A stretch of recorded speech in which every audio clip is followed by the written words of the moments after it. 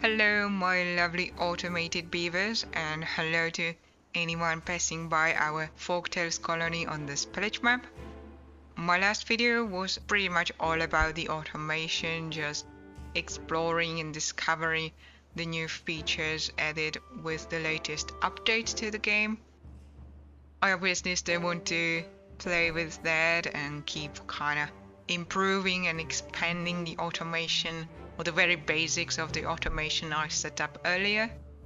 That said though, I don't want to forget about building the settlement and expanding our colony and my initial plans of the aquatic farmhouse over here, using this water over there. So let's maybe have a look at that first, because I'm sort of thinking as the drought is approaching, I think that's going to be a great opportunity to come down here and actually build these levees around the bedwater seep so that we can contain the bedwater source in this area. So that's why I'm going to actually start prioritizing these zipline stations, and hopefully we shall be able to get there rather quickly, build this before the drought ends, and we can just have this area clear of bedwater. So let's go through the night, maybe just to see how long the drought shall be. I mean, regarding our water storage, I think we are perfectly fine and ready for any sort of drought that can hit us at this point in the game. Also, we can just watch our automation with the weather station over here. Once the temperate season ends, our pumps are going to automatically turn off. So let's have a look at that as well. Alright, and there it is, drought started. The pumps are automatically shut down. Just wonderful. And the drought is 17 days long this time. Okay, so that's actually the longest drought we've had so far. At least I believe so. But still, I mean, we are perfectly fine with the water storage we have over here, so I'm not too worried about that. Now, another thing I'd like to look at are these thorns over here. This is something I'd like to deal with as well. So let's start by unpausing these stairs so that we can actually get down here and remove those thorns. And I was sort of thinking that I could test one thing with the automation. I kind of got an idea of getting the population counter. And now where shall we place this? Let's maybe have it over here by the observatory. So I kind of wonder if we can pause demolition of a building, right? Because so far I only tried automating the buildings itself, pausing them automatically, so that's pausing the production of a building. But can we actually pause the demolition of those thorns? I sort of wonder, because the thing with those thorns, again, they cause a lot of injuries while being demolished. So I want to set this counting injured beavers, let's say, I guess it's unhealthy workers, and just beavers, I suppose. I don't know how can you get unhealthy bots. That's pretty interesting. Maybe it sort of counts when they are out of fuel or something like that. I don't know. Anyway, unhealthy workers, and let's say if we also, let's try to build this first. If we have, say, less than, I don't know, maybe 5 injured beavers, could be a good number, then the sensor is on, and then we can demolish that. No, we can't really get the automation over here. Alright, so I guess that just answers my question. We can't automate demolition. Alright. Instead, maybe we could try to get the gate, which is also a new addition to the game. And we can disconnect a path on demand. So let's unlock that. And will, let's say, put it over here. And I believe this shall be possible to automate. Okay, let's try to build that first as well. So I'm thinking that if I count more than 5 injured beavers, then we will like block the path. So we will stop the demolition of those thorns in order to not get even more injured beavers, and kinda slowly deal with them that way. I think that could work, something like that. Fine, so the gate is ready and disconnects a path on demand. Oh, you can't actually automate the gate. Okay, that's interesting. We can close it. No, we can automate it. Alright, my bad. But it was a bit weird because there was not like the button, the automation button wasn't really visible at first. So yeah, I thought this can't be automated, but it can. So let's automate that with the population counter, right? So now this is open, okay. And once we hit more than 5 beavers, yeah, I think this might work actually. This is going to be pretty good.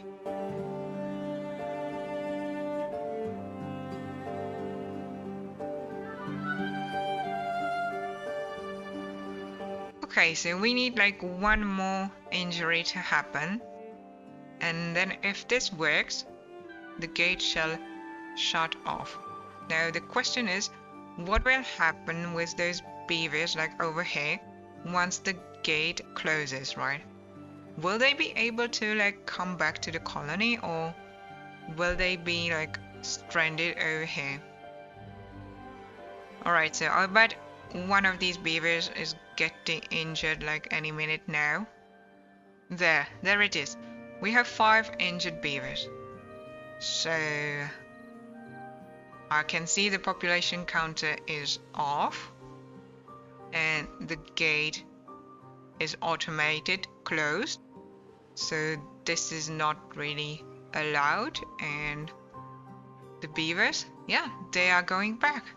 Alright, so this actually works perfectly fine. They are going back to the colony as this is closed. Okay, this is pretty neat. So we can't really like automate the demolition or cancel that, but we can just restrict the area with the gate and automate it this way. Alright, so let's keep then working on these thorns, but if we have quite a lot of injured beavers, then just pause it and continue later on. Also, looking at this, the beavers are almost done with the last zipline station over here. So let's maybe get stairs connected with a path, and then we can come down here. The bedwater evaporated as sort of expected, so now it's perfectly safe to come over here. I'm going to pause this levy because yeah, they might get like stranded in this little area. While the beavers are busy dealing with this bedwater sieve, I'd like to come back to the automation, and especially the automation of the fluid dump that I set up in my last video, as I received some nice suggestions about that and about the automation in general. So thank you very much, Skeletal Phoenix, for the comment. Also, thank you to everyone for those great comments. Very kind of you. I was really flattered reading those. So thank you. I'm glad you enjoyed the series. Now, about the automation, all the suggestions and the tips.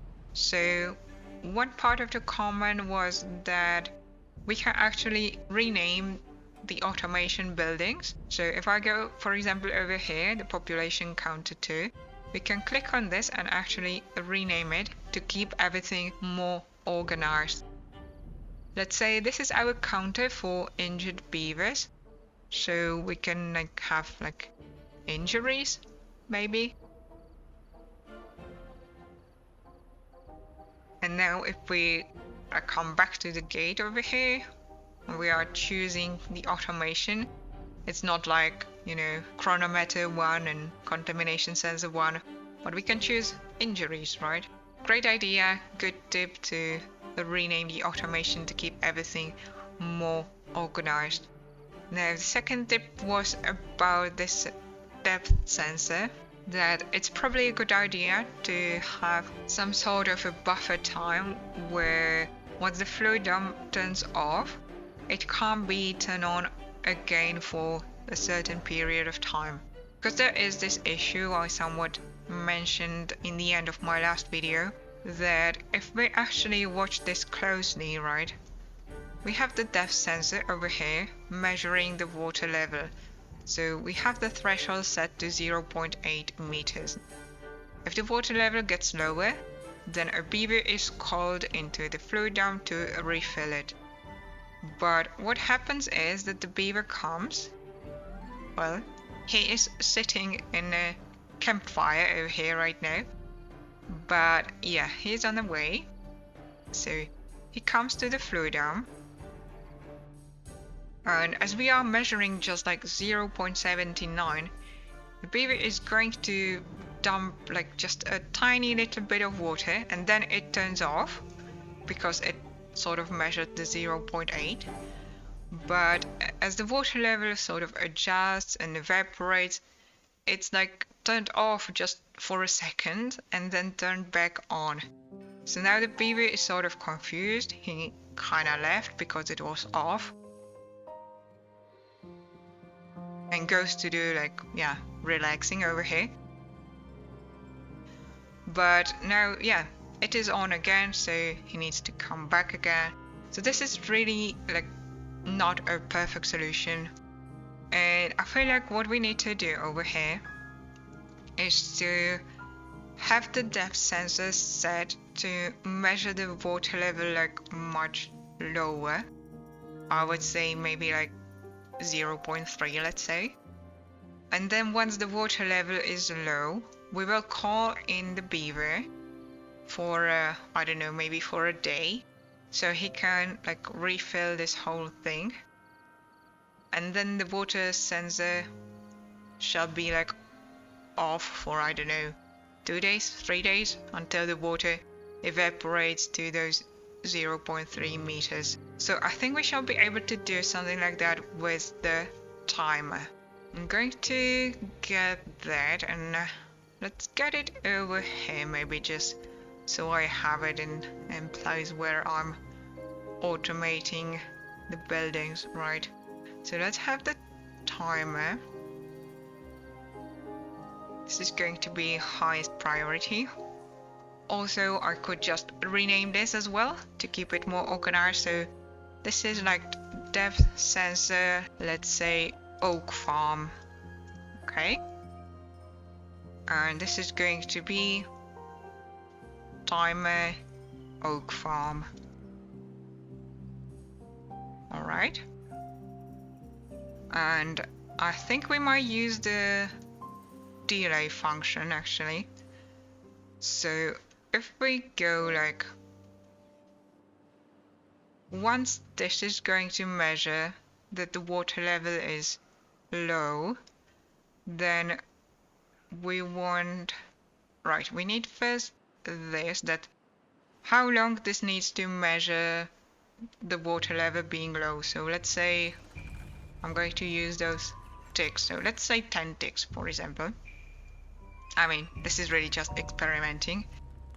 Then we want the fluid dump to turn on for, I would say maybe like 1 day, right? And then during the 1 day, we shall be able to probably refill this entirely. Now I just need to change the fluid dump to be automated with the timer. Okay, so I think that shall help. Let's maybe try it like with this, like set it to 0.75, alright? Let's watch this.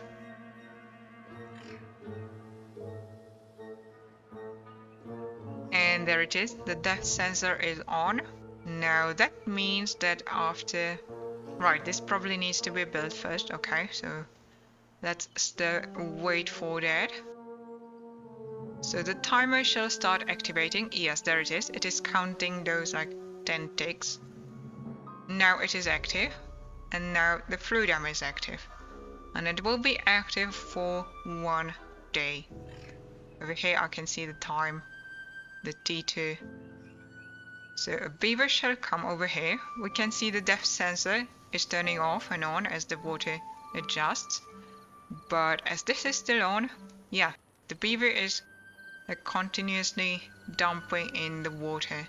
So I think this is going to be much better setup. I'm just going to put it like way down to this. I think the 0.3 might be a good number. We shall see about that, but yeah, I will try to do that. I'll try to catch this once the water level is at those 0.3 and we can maybe see how fast the beaver is able to refill this entirely. Alright then. Now, here's one very funny thing. Actually, I never connected the zipline station to a path. So that has been like completely useless for I don't know how long. But yeah, it's just not connected to a path. The beavers can't use it. And I'm sort of thinking of like moving this lantern, let's say, over there. And getting those spiral stairs again. Over here. And just a couple of platforms to finally connect this, so I suppose we can use this as intended.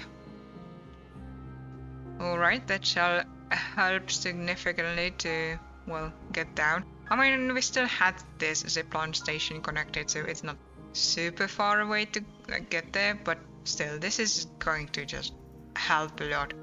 So let's fix that issue with like a higher priority, I would say.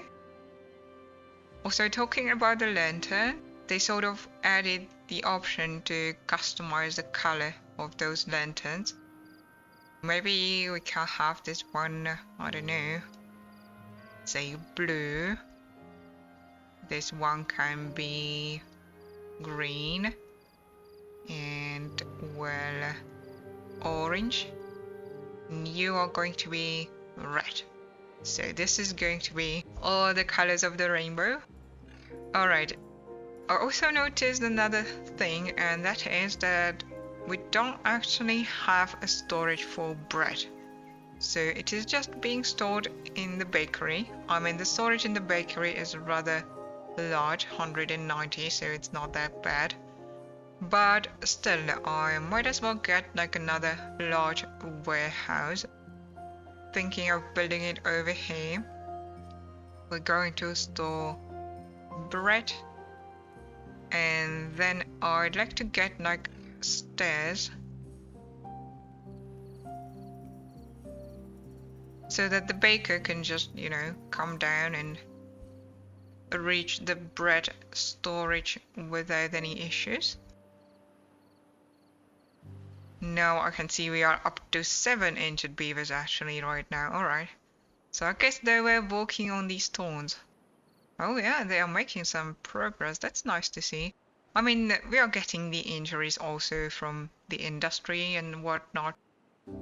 That's fine, we are slowly getting there.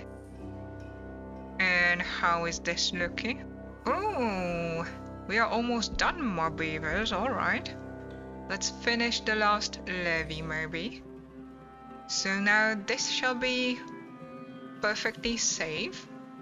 And, well, we could get rid of the bad water by just demolishing this piece of a natural dam. And then sort of, I suppose, like, blasting a channel through here. I mean, that's really what I want to do anyway. I just wonder about this bridge, if it's going to allow me get dynamite under. Oh yeah, it is. Alright, so we can have it. Right. So this only allows me to get the dynamite like in this one place. I can't go to either side. Like I can over here, but not under the bridge. I suppose that's fine. We can have this sort of narrow channel. Yeah, why not? Let's do that. That's fine. We can do something like that. Obviously, we need to get there, so just stairs. And that's perfectly fine. Now, these oaks, I suppose I might as well chop down. And as we already have the zipline station, we could get like another large pile over here. Maybe like a couple of lumberjacks. We can even get with the bridge on the other side. Okay. Can the lumberjacks reach the other side? Oh yes, they can. Okay. Mark all these for cutting then. Yeah, I feel like this is really going to be a great area for planting more oaks. I'm sort of thinking of having like some platforms on top of this. I'm filling the crater here with water so that we can keep this whole area irrigated. Yeah, I think I could try to like set this up somehow. Say we have like those platforms, and then we will need a path. I mean, I could use those bridges again just for like the aesthetics again. Could go there, and then from this side, yeah, I mean that's going to look pretty cool. Is in my eyes. We could have like one small bridge. Yeah, I mean we still need some area. Okay, I guess we can have like lumberjacks on top of these. So I'm thinking like forester over here. This way he's going to be able to reach this whole area. And then lumberjacks on this side. And maybe the tiny little bridge as such. Alright, it's going to block this one. Well, yeah, alright. Maybe not the tiny bridge then. It's cute and all, but I don't see a space for it around here. Also, I always like having the teeth grindstone where the lumberjacks work, so let's also get that going. Alright, and we can connect it like over there. I guess once we chop down these trees, I'm going to create a path over here. Okay, some sort of setup with the forester as such shall be good. One thing I need to do though is to block it, right? So maybe let's get navies, or I could block it as such. It's a bit weird, but I kind of like the bridge. Okay, let's have that then. Why not? And finally, I will need to fill it somehow with the water.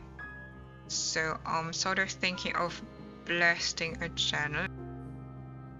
And we can fill it from this lake. I mean, once the bed water is gone and right, we are actually using this. But just as like a plan for the future, I'm going to put this on like the very low priority. We definitely don't need to build this right now or rush it or anything. So something like that to plan over here. Another important thing I like to look at is actually this area with those chestnuts, because right now we're having, was it 17 days drought, I believe. So I basically know that this snake is going to evaporate in like 11 or 12 days, and that means these chestnuts as well as the dandelions and blueberries and the pine trees are going to start drying out. I don't really want these trees to die, so I'd like to set up some sort of irrigation ditch over here. And I got an idea that we could like use the dynamite again to, well, blast this path actually, connect it with this irrigation lake over here, as well as with our original lake there. I'm sort of thinking like during the temperate season we can just keep filling these areas with water with the lake, and then during droughts or bad tides we can use the flow dam over here as an emergency to sort of just dump the water in if needed. So I will actually use the, well, I wanted to say sluice, but it's a valve now, like so. Okay, I can't really do that right now. Alright, so let's wait for the dynamite to be placed down first. And I'm thinking we might need like another irrigation ditch over here to irrigate even these pines, so let's maybe get more dynamite going, say through there. I don't know, all the way there maybe, as I'm not sure how far the irrigation will go, like from just one block of water. We shall see. I guess we can test it.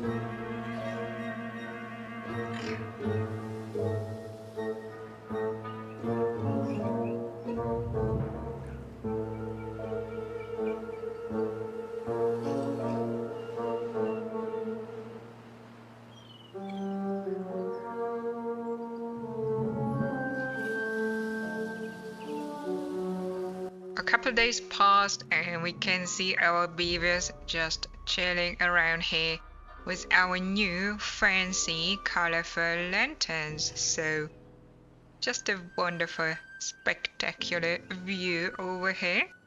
I'm loving it.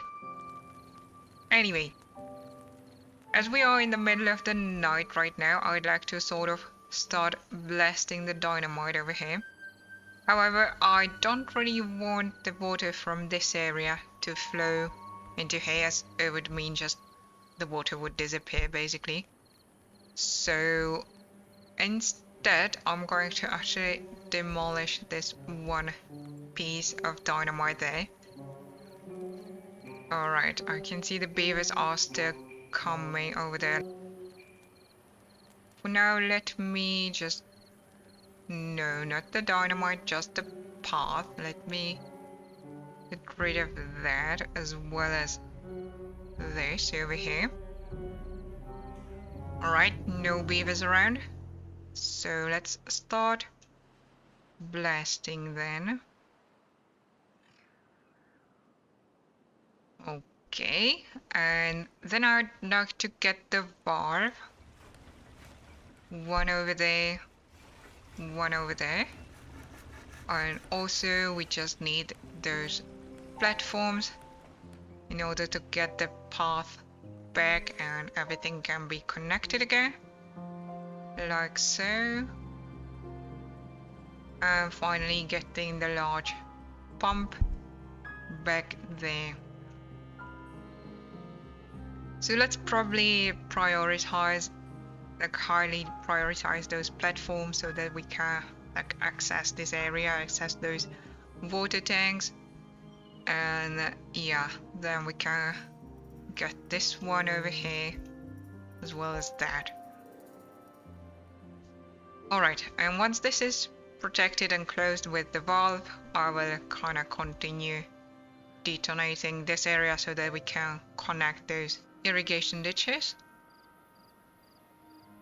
And I sort of noticed we are back to having like 3000 signs over here.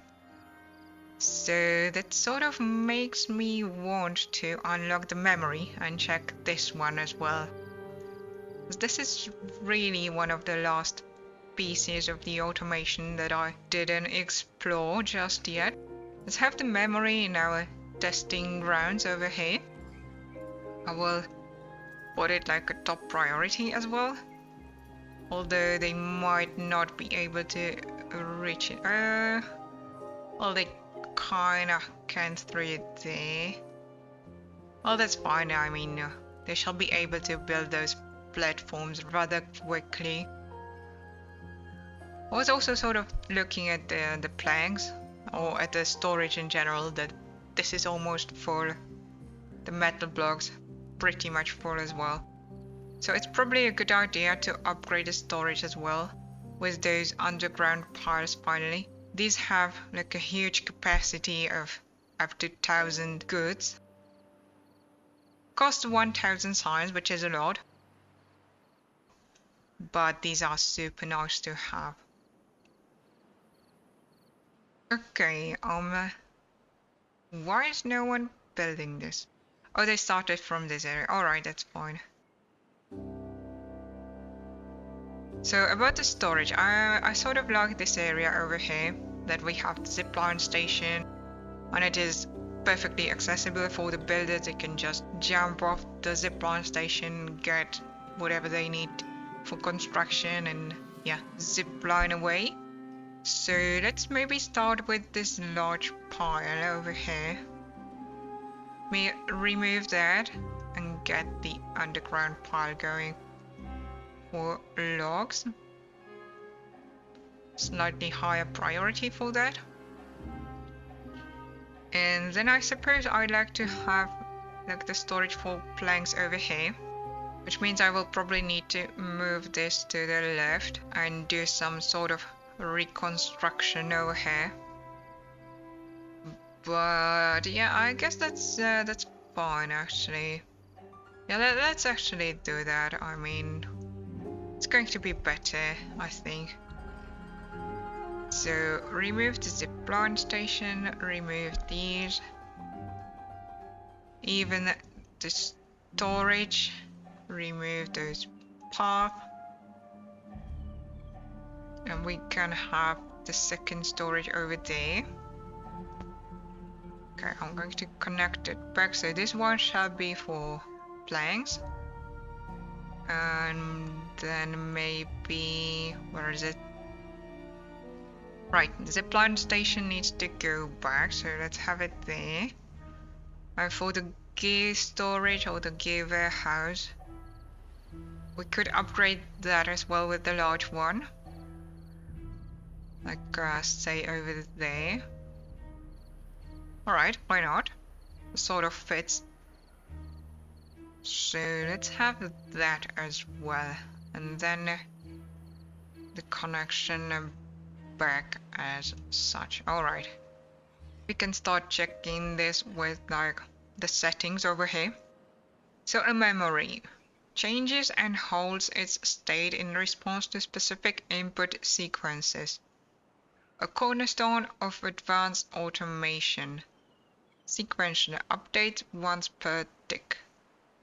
Alright, so I can see we can again choose some functions. Set a reset. Switches on when A. So let's maybe again use this lever, the testing lever over here. Right, can anyone come build that please? Oh, you are working on that. Okay, let's just do that, because I mean, they already managed to bring all the resources. I just need a beaver to actually finish it. Okay, thank you very much. Right, so let's test this. So if I read it correctly, then I guess this should just switch on when we switch the lever on. Yeah, exactly that. Okay. Oh, the firework over here as well. Right, because the firework launcher is connected to the lever. That's fine, we can run some fireworks, right?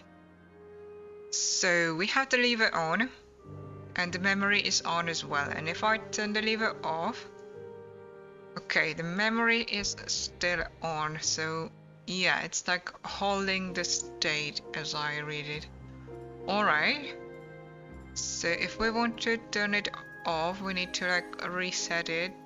So let's use the leave it to for now, for experimental purposes. And leave it to on means it resets. Alright. Leave it to off. Okay. What if leave it to is on and lever 1 is on as well? Okay, then it does not actually activate. Alright. Good to know, I guess.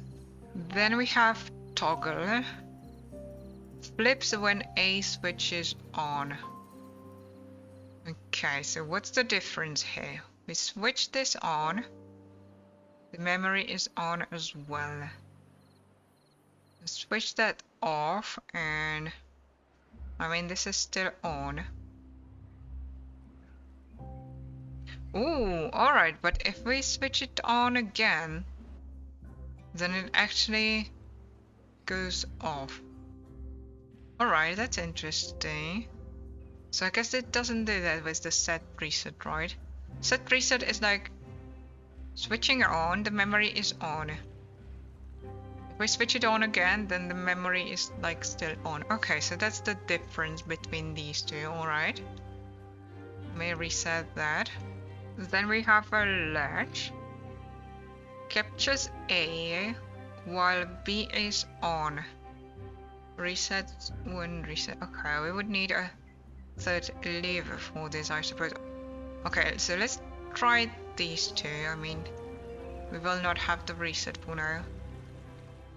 But if we switch the first lever on, then nothing really happens. Because, yeah, the B is not on. So if the lever 2 is on and we switch the lever 1 on, then it turns on. Alright. So it's like while something is active and something else activates, then this is going to activate. Alright. And flip flop captures A when B switches on. Okay, so it's like the opposite. So it's like if I'm switching the lever 1 on, then nothing really happens. If the B is on, okay, and we switch the lever 1 on, then nothing really happens.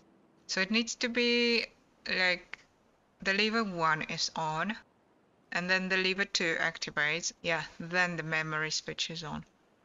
Okay. Well, I can see this is going to add a lot more complexity and possibilities to pretty much everything we are doing with the automation. I'm sort of thinking about like the set, I think it was the set reset, right?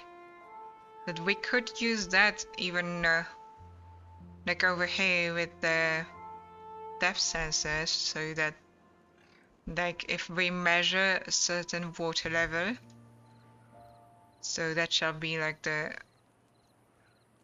lever 1. So we measure the low water level, right? The memory stores that, and then we could have like another depth sensor represented by lever 2 over here. So once that sort of measures that the water level is high enough, then it resets the memory, and yeah, it can kind of continue as such. So that's sort of one potential use I'm thinking of like right now, just coming from the top of my head right now. But yeah, definitely something to think about again for the future. I can see this dried out though, so we might need to do something about that. Okay, so let's focus the dynamite over here so that we can blast that and actually fill it up with water.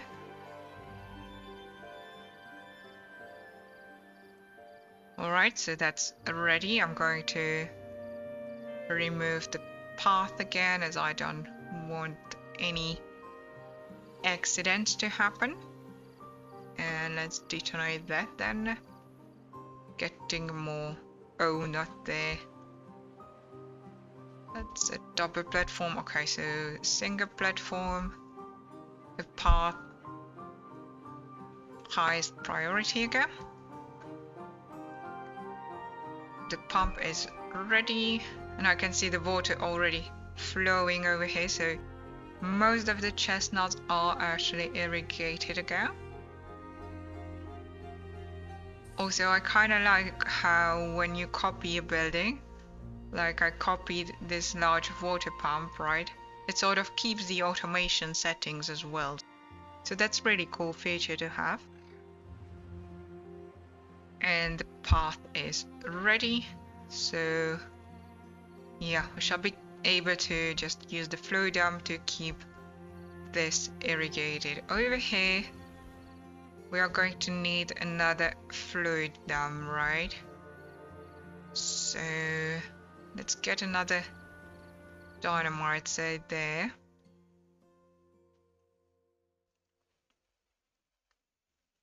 Highest priority again. How are the thorns looking? Oh, we actually managed to get rid of all those, like right next to the water seep. So I think we might actually start doing some bed tide protection setup like we have over here. That's good to see. I just want this to be done before I forget about it. And the storage looking pretty good as well. Okay, the planks are gone. What? I remember this was full like 2 days ago. What happened? I guess it's the storage, right? It's yeah, 40 planks. Well, we've been building a lot of platforms, so that's that as well. Alright. Well, at least we can just remove it as it's empty, so let's maybe do that. Pick up all the rubber. I don't like wasting resources. I'm looking at the beavers removing these thorns again. I have to say I'm super happy how this works. Like this counter for injured beavers and the gate, this is just so good to have. As I remember, like in some other map, I was trying to get rid of some thorns and I suddenly had like 15 injured beavers because I wasn't exactly paying a close attention to how many injured beavers this is producing. So like having this automated and just running in the background smoothly, we are slowly getting rid of those thorns. I really love the usage of the automation for this. Very good. Now regarding the automation, I actually need to automate the valves before the temperate season ends, as now they work in a different way, right? So we need to kind of control the flow limit. So I think for that purpose we shall get another depth sensor over here. Let me do just that. Where is it?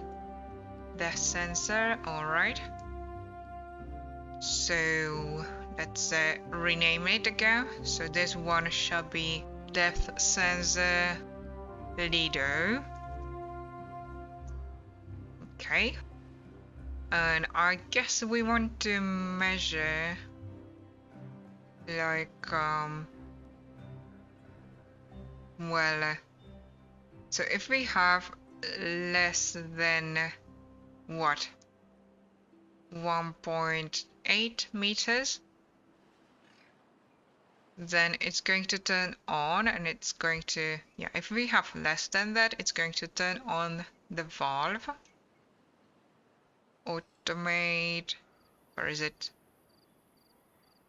Depth, no, not oak farm. Oh, I can't find it. Lido, right, over there. So, right, if it is on, then the flow is open. I'm not sure if I want to have it unlimited. I'm a bit afraid it might like flood some areas because it's going to be a bit too much. So I don't know, let's maybe try like 0.6. I don't know, I guess we will just test it and adjust accordingly. And once this is off, because there's too much water, then we want to, oh, Where did it go? We want to close this entirely. Okay, going to try this setup, see how it goes, adjust accordingly. Obviously we will need another sensor for this irrigation ditch as well, for the second valve, so maybe I might remove like one dandelion, one blueberry bush, and put it there. I guess that shall be fine.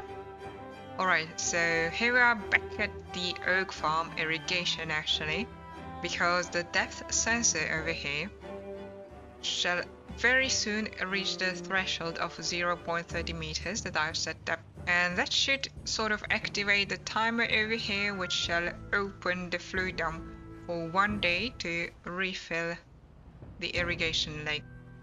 So let's maybe just watch that, if it works as intended, if it's good enough, if we need more or less time to fill this, and maybe adjust the settings accordingly.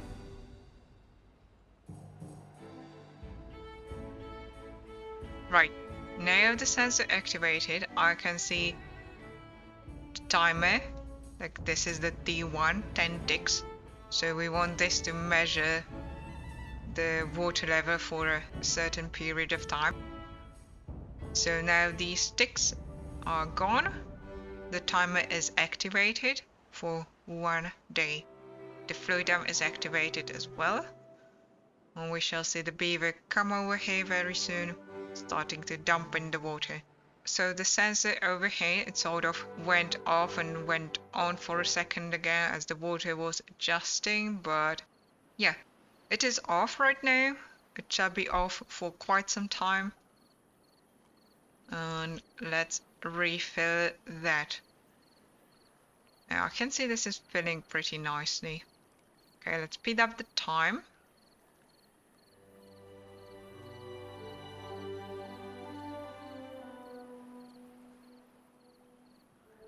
So yeah, a couple more hours, 4 hours to go. Yeah, we are at like 0.8. Alright, so I think the 1 day on this timer is a pretty good setup. Okay, and then this is paused again. So now it's going to wait, I suppose, like a couple of days before the water level again reaches the threshold of 0.3. Alright, so I think this setup is working perfectly fine, and definitely something I shall probably replicate with the other irrigation lakes we have. But I'm going to leave that for next time, as this has been quite long already.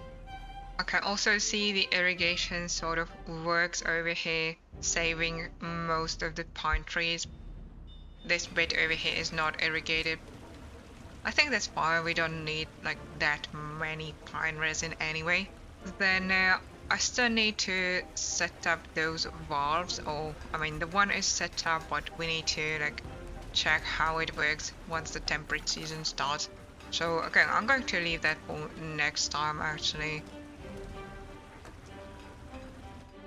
Also, I will sort of try to think about the memory, how to use it in our settlement. Now at least I have like some idea what it actually does, so I'll try to come up with some creative usage for the memory as well. Other than that, I'm super happy how the automation works. Really happy about the injured beavers counter and the gate, and kinda removing those thorns in the background, not needing to pay attention to that. Really happy to see this work at last, and just doing great overall. This project shall continue as well now that the area is clear of badwater, so looking forward to do that. Alright, that's it. Thank you for watching. Again, thank you very much for those kind comments I received. Have a nice day and goodbye.